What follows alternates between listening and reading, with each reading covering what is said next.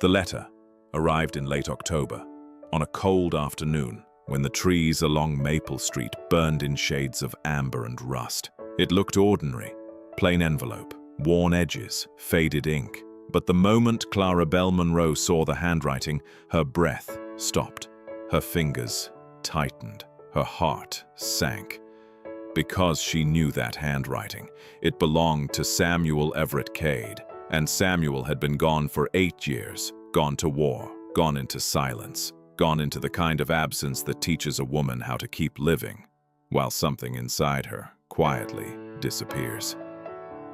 Yet here it was. His name, his hand, his memory, returned in the shape of a letter. Clara didn't open it. Not at first. Some truths are too heavy to face all at once.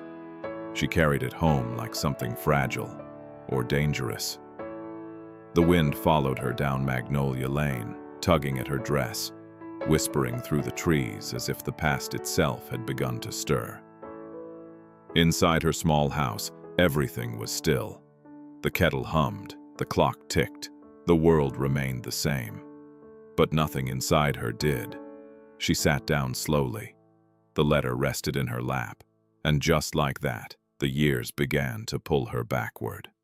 Before the war, Samuel Cade had been the kind of man people trusted without knowing why. Strong hands, quiet voice, eyes that looked at you like you mattered. He was the carpenter's son in Rosewood, Virginia. Not wealthy, not refined, but steady, honest. Clara had known him all her life, but she truly saw him one summer evening under lantern light. The town had gathered for a social. Music played. Laughter filled the air. She stood near the lemonade table when Samuel stepped beside her. "You look like something out of a painting," he said. She turned, surprised. "And you always speak this boldly?" she asked. He smiled, a little nervous. "Only when it feels worth the risk." Her cheeks warmed. That was how it began. Not loudly, not dramatically. Just two people finding each other in the middle of ordinary life. After that, Samuel found reasons to be near her, walking her home, fixing small things that didn't need fixing, staying longer than necessary. Until one evening, by the river beneath a willow tree, he finally spoke what had been growing between them. "I don't have riches," he said, "but I can build a good life, a faithful one." He paused. "And I'd like to build it with you." Clara didn't hesitate. "Yes." He slipped a small ring onto her finger. Not gold, not grand, but it held something stronger than both, a promise. For a little while, life was simple. They spoke of a home, a porch, curtains in the window, a future that felt certain. Then the war came. At first it was just talk, then it became leaving. Men signed their names, packed their things, said their goodbyes. Samuel waited as long as he could. But one evening, he stood on Clara's porch, his face already carrying the weight of what he was about to do.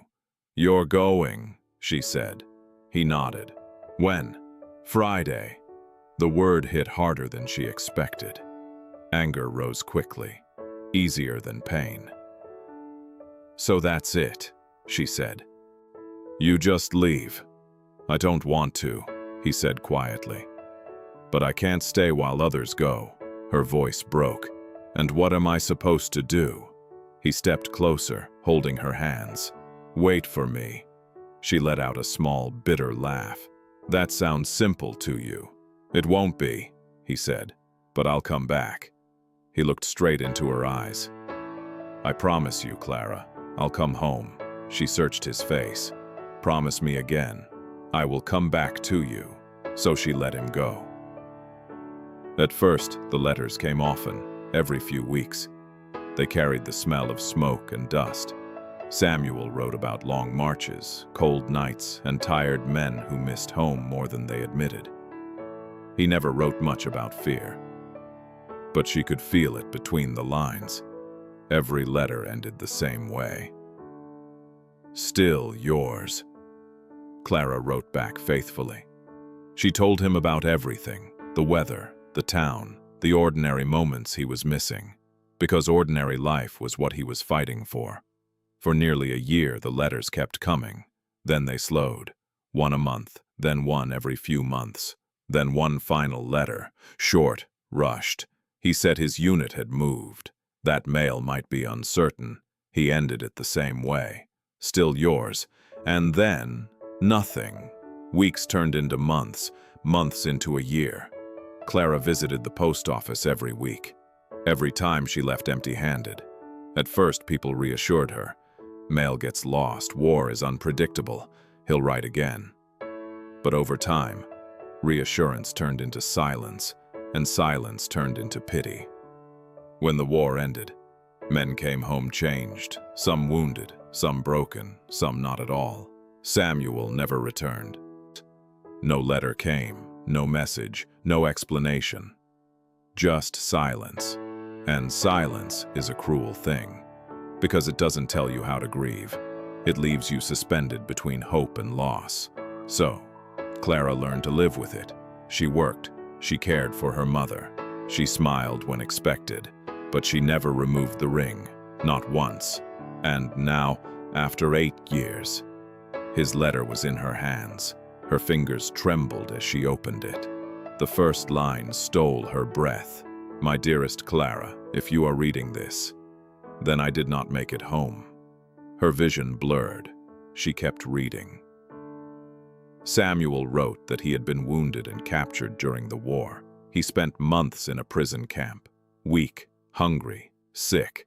When he was finally released, he was taken in by a kind woman in Tennessee who nursed him back from the edge of death. He tried to write, twice, but no reply ever came. By the time he could travel, he realized he wouldn't survive the journey. Clara's hand shook. Then came the words that broke her. I could not come back to you just to let you watch me die. Tears fell freely now. He wrote that he had thought of her every day. Of the river, the willow tree, the life they had planned. And then, I never stopped being yours. Not once, not in silence, not in suffering, not even at the end. Clara pressed the letter to her chest, her whole body trembling. The final lines blurred through tears. Do not let my silence make you believe I loved you any less. It was never absence of love, only fear and a foolish hope to spare you pain. Still yours, always, Samuel. That night, Clara cried for everything she had lost. For the years she believed she had been forgotten. For the love that had never left her, even in silence. The next evening she walked to the river. The willow tree still stood. Older now, stronger, just like her. She stood beneath it, the letter in her hands. I was angry with you, she whispered. The river moved softly in the fading light. I thought you left me. Her voice broke, but you didn't. A tear slid down her cheek. You loved me, all along. The wind stirred the branches above her. For the first time in years, the silence didn't feel empty.